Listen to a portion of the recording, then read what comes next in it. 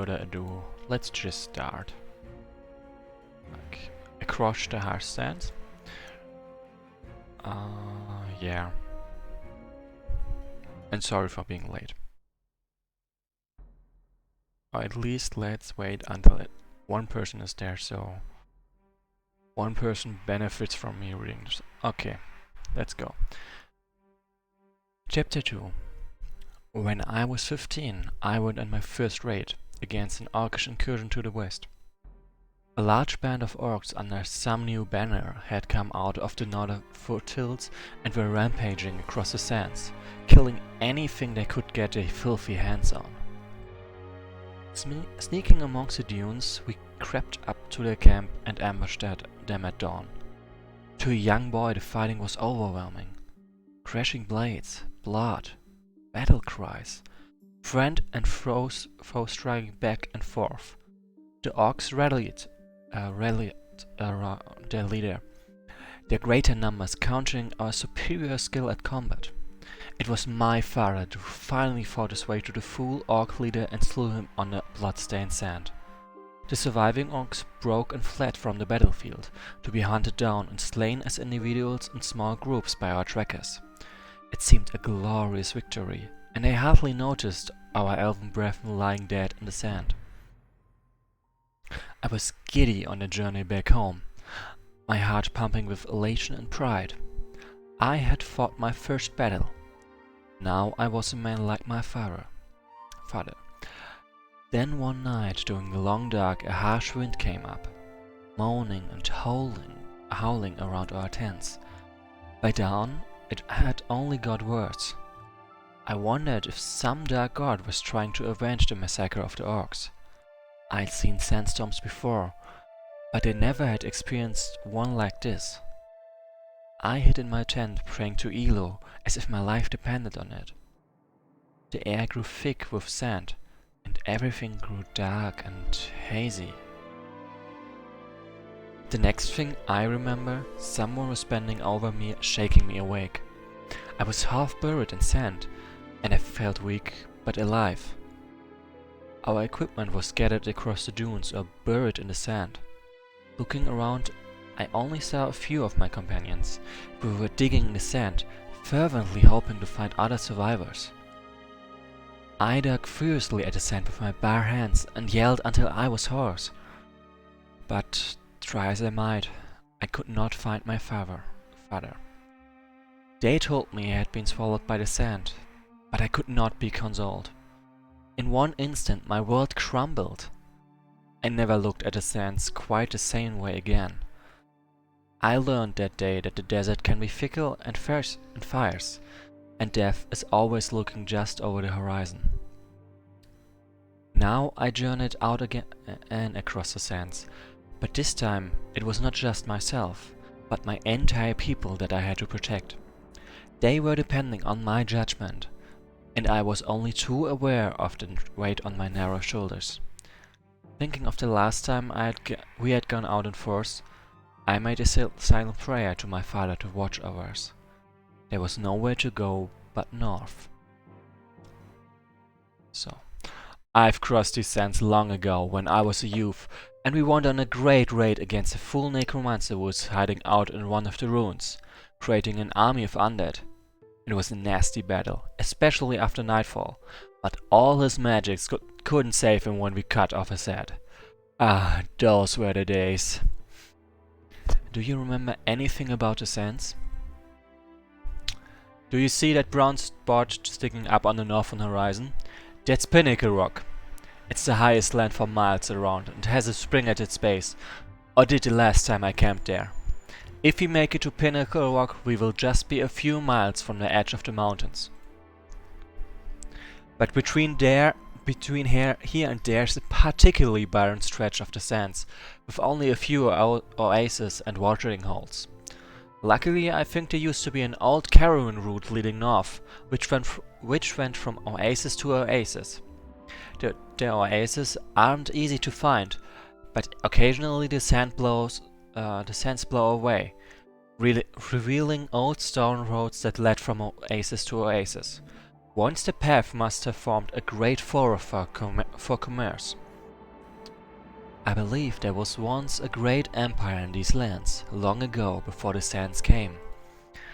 I've seen the ancient remains of stone castles and markers in the sands. The paths of the ancients may serve us yet again. If we follow the path from oasis to oasis, we may be able to survive the first heat of the desert. But there are worse dangers in these sands than first. We must be wary and scout our way carefully. Unfortunately, because of our hasty flight from our village, we are short on water skins and rations. We'll have enough if we move quickly and eat as little as possible. But we won't last long in the oasis if we can't find more sources of water. As it is, between the heat of the day and the cold of the night, this journey will be hard on our people. During the daytime, dawn, morning, midday, afternoon and dusk, at the beginning of each of your turns, every unit in a sand, road, rubble or sand dune hex will suffer from thirst. Each turn of thirst reduces a unit's attack damage and causes 7 hit points of damage. Healers can prevent dehydration from becoming worse, but cannot heal it. Only by refreshing at an oasis, any water hex, at the start of your turn will your units regain full attack strength. Kali, be careful that you don't recruit too many girls to go with us. I doubt we are going to find any villagers out in the sands, so the income that we have right now is all we are going to get. Remember that as our people get more experienced, they often require more support, so we don't want to run out of supplies halfway across the desert. Well, the sooner we reach Pinnacle Rock, the better. Onwards! So, Kali must reach the northern edge of the desert. None of the units on the map right now are allowed to die. Turn limit. Then the notes. Here the units become dehydrated during the day, losing hit points and damage when they are not on a water hex. Oh yeah, the only thing we didn't we didn't know already is healers are unable to heal adjacent units during the day. So, and hi Forteska, hi Cat Begemot, and yeah, Cat Begemot indeed, those are the ruins of Wesnoth. Pretty much. So first of all, your 10 are over here, nice. Then I get a couple of units that don't have any XP, that basically just turned up after the fight. But no shaman, so I need at least one more shaman, I think. Or actually, like I have only income of 13. That's not a lot of units, so I think with 2 healers I'm already done. Like I need 1, 2, 3, 4, 5, 6 more units. And yeah, that should work actually. So 1. I think 2 fighters.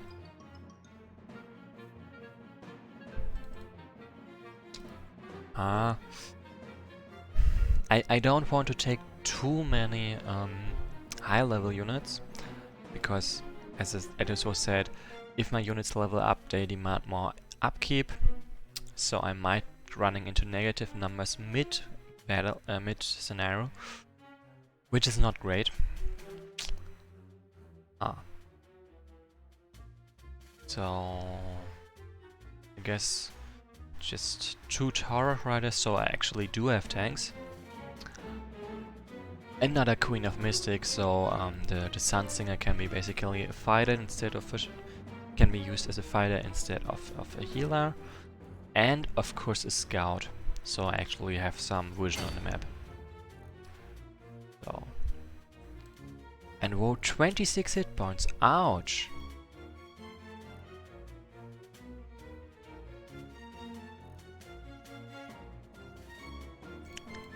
So, and then for now, yeah, let's leave it at this for now. Everyone is protected against the heat, important. I can't really send units to scout right now. So, and like this I can prevent any any dehydration from taking place. Wait, I think I spotted something ahead of us. What? I don't see a thing. See those shining speckles ahead? Scorpions. Large. Whole nest of them. Like, and now I see them. Sand scuttlers. Do you want us to fight? We can still avoid them, but they are between us and the next oasis. So, and yes, I do want to fight them. Because, well, free XP. Somewhat free XP. And during the daytime I totally have the damage needed for this. So why not? But of course the Tower Riders and the Queen of Fighters go first. Because they're far better at tanking this. Boom. Look at this dude.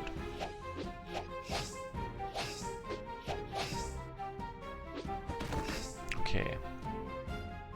The sands are haunted with the spirits of tortured souls long since dead. At dusk they rise again, and during the long night they can be particularly nasty. They disappear again at dawn, but personally I prefer the heat of the day to the horrors of the night. The combination of the heat of the day and the rising undead make dusk a particularly dangerous time of day. So first of all, what's important? Next turn is gonna be night. So I can break formation for this one. Okay, that's a shame. Boom. And not quite as boom, but okay. Then I'll slay this one. Slay this one as well.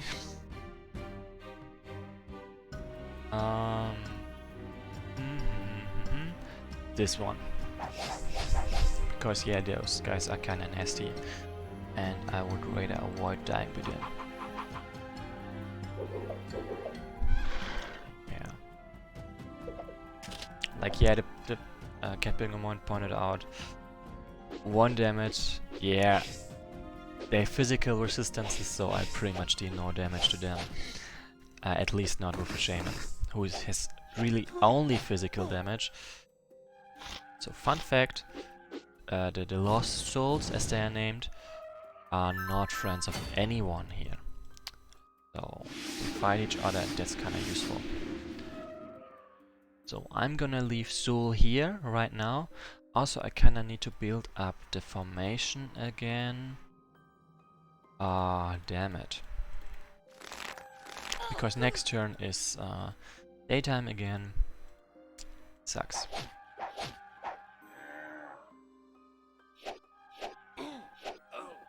Okay, this is not good. Like those two are obviously stranded right now and can join up with the formation. That's just whatever. No, oh okay. Maybe I shouldn't have risked Kale there, and I'm really glad that this somehow sort of worked out right now.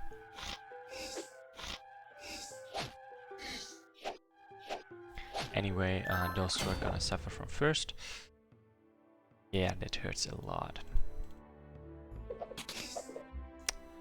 Then just free XP, even though it's pretty much none.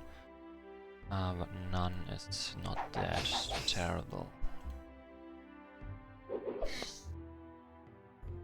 The scorpion were devouring some poor person's body. There doesn't seem to be much of him left. But wait, what's this? It looks like a tiny gold ring. I think I see elvish runes on the inside, but I can barely make them out. This seems to be a ring of travel. Those who wear it will not suffer from thirst or hunger, nor cold nor heat. I've heard tales of such magical items, and we can certainly use it now. One unit wearing this ring is immune to any damage caused during the day by the heat of the desert. So let's give it to him. Yes, should I take it? Yes, I'll take it. Traveler's Ring. At the end of each turn, this unit takes no damage from the desert. So this automatically refreshes them because, yeah, resets the whole thing.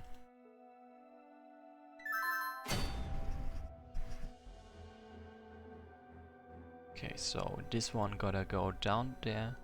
Look, and no aces. Its refreshing water will allow our people to regain strength and rest safely on the grass during the heat of the day. Fortes could be like one ring to rule them all. Wait, and then just like wait. No, that's the wrong text.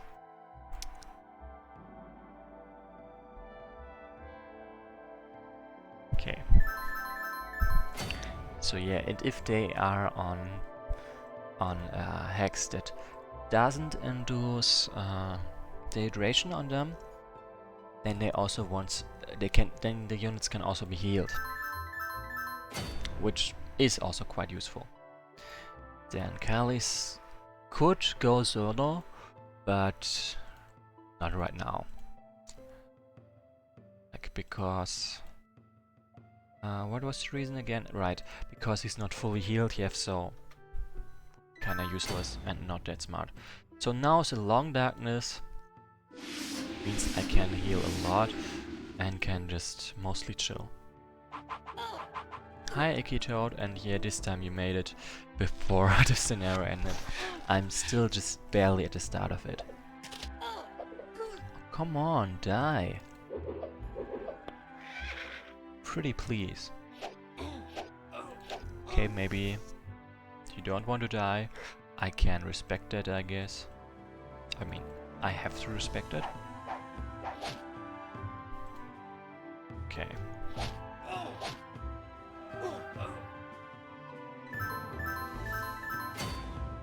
So, small secret, if I defeat enough of them during the same night, they disappear and don't bother me anymore, so that's of course a goal. Boom. Okay, apparently at least one more.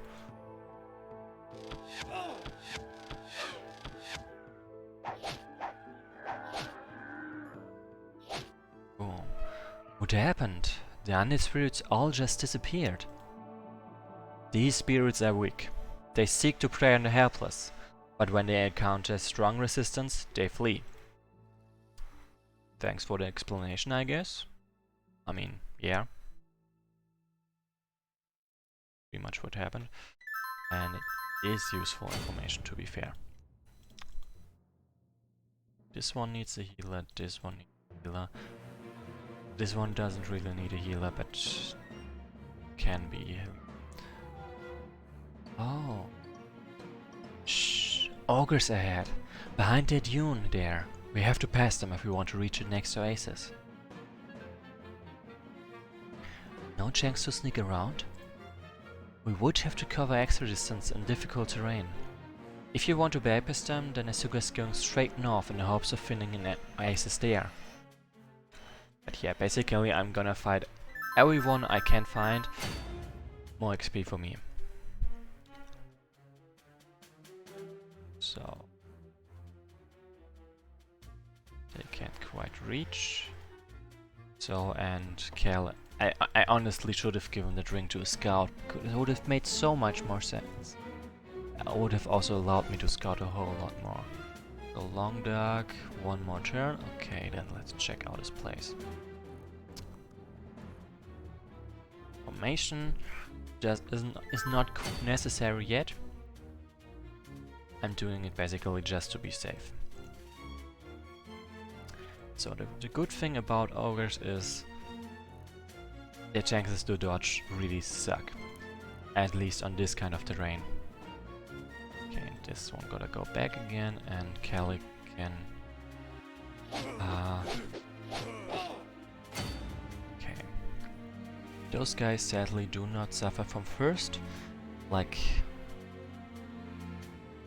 there was an iteration, or at least for a long time it was so that that every single enemy on the place did suffer from thirst.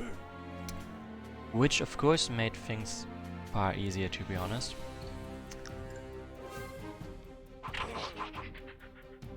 It depends on the player if it was a good or a bad thing. if they saw it as a good or bad thing. Dexterous, so yep. But this is basically not that great an idea, but at least most of them will be safe. Sort of safe. So Kelly can keep scouting. This isn't that bad of terrain. It would break my my formation up though.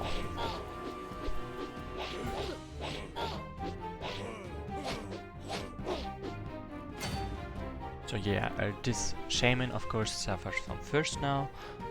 My fault. Happens.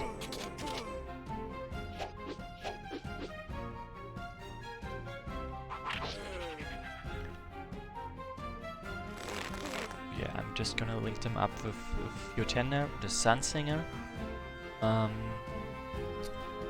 So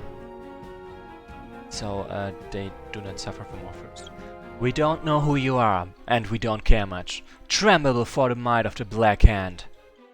Okay. We need that water, and if you have to go through you to get it, so be it. Tough words for someone not even Ooh! Back, you fiends, or I kill you a second time. You have defied our master for the last time.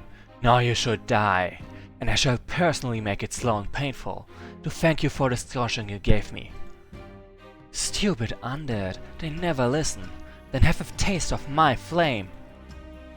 She looks like she's in trouble. We should help her. Okay, this is funny. Elves! Kill them all! The ruined castle must be where the ogres make their home.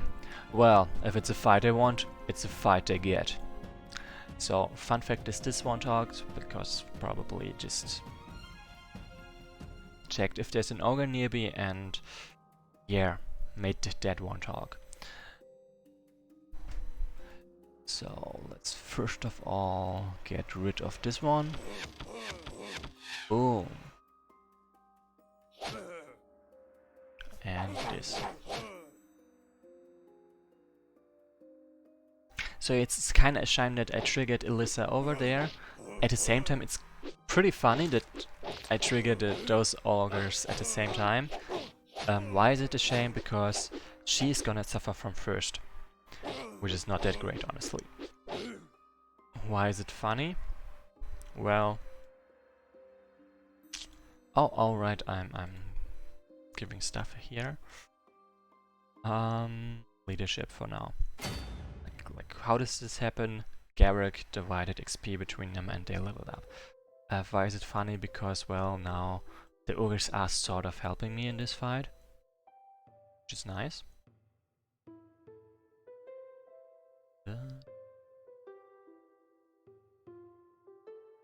But yeah, it's a shame because my units are not there to actually help out in the fight.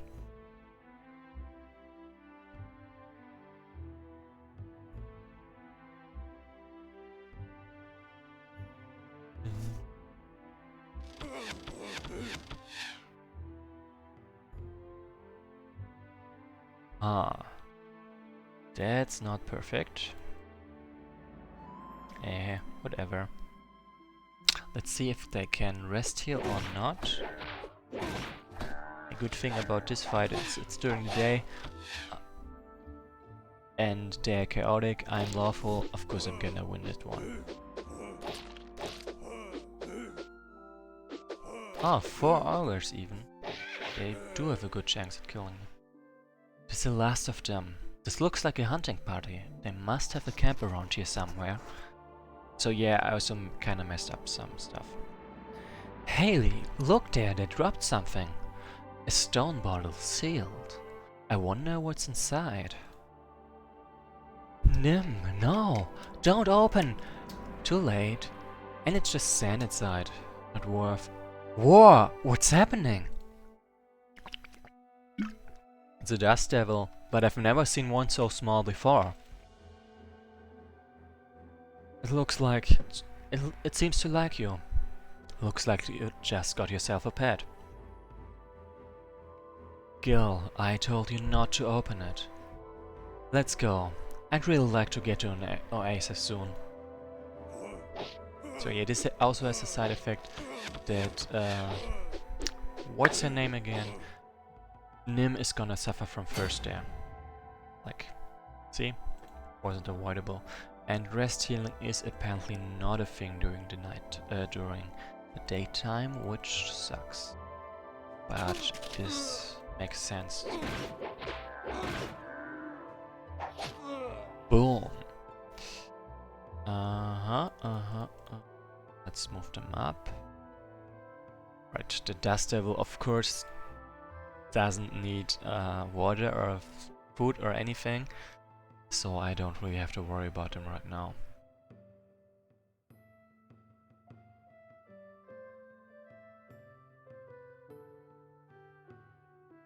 So yeah, I'm just gonna protect her here and look, and I check if I can maybe finish them off once they're gone.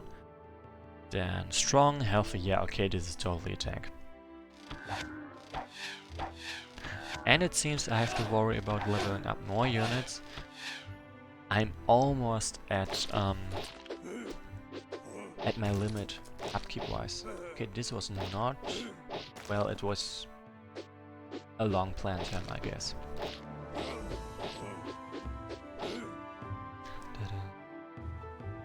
You come and rise again, spirits? Have we not defeated you before? These lost souls cannot hold on to anything but memories of lives long gone.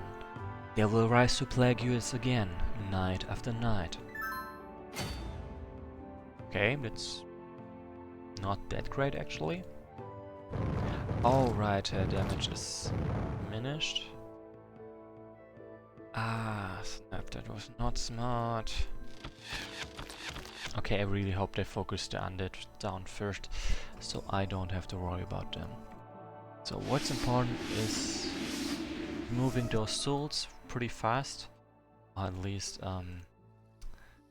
making sure that the ones that are around won't have a chance at actually damaging me, at least much. Or at least not the ones that are not as tanky. Okay, this should be the right... okay, maybe a bit more space would be nice. So less of them can attack me, of course. And maybe, just maybe, the ghosts will also go for them instead. That would be kinda nice, honestly. Okay, so they go for the ghost, so that's great for sure.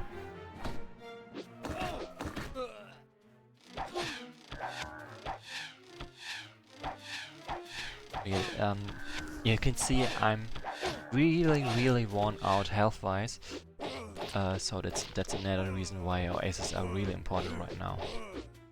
Okay, that was impressive. I grant that. Oases are important so I can just rest up and heal for a bit. And I really need to get rid of those ghosts. So actually I would like for Alyssa to heal up.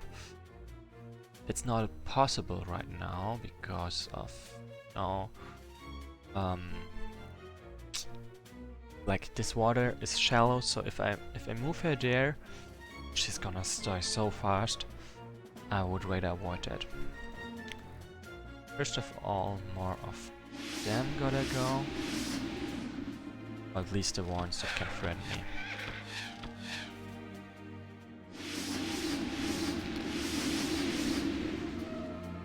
Like so, yeah, of course the ones that can threaten me should disappear if possible.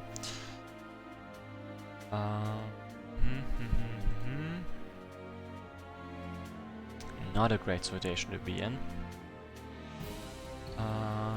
Yeah, I think this should be good enough. Like the Black Hand dudes, they are gonna focus on the ghosts first. So they won't bother me right now. Flee, you craven spirits, and leave us in peace! Now that they are gone, they're gonna focus on me again, so there's that. Oh, no, no. No, I'm too young to die. What will happen to my people? Oh, come on. Awkward. Anyway, at least the next time I'm gonna play this, I will give this ring totally to, what's it called? To a scout.